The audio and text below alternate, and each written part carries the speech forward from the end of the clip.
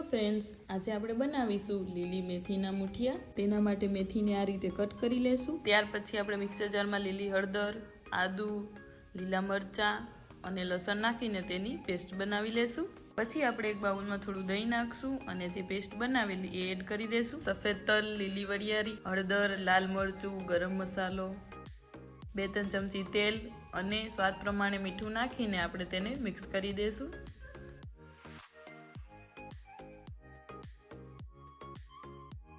અને પછી તેમાં મેથી નાખશું। પછી તેમાં 1 વાટકી ઘઉંનો જાડો લોટ, અડધી વાટકી ચણાનો લોટ અને અડધી વાટકી રોટલીનો લોટ નાખશું। હવે આપણે બધી વસ્તુને મિક્સ કરીને તેનો લોટ બાંધી લેશું। આ રીતે લોટ બંધાઈ જાય એટલે આપણે ઉપરથી થોડું તેલ નાખીને તેને ફરીથી મસળી લેશું। પછી તેમાંથી આ રીતે મુઠિયા વારી લેશું। તેલ ગરમ થઈ જાય એટલે આપણે તેને તળવા માટે મૂકી દેશું।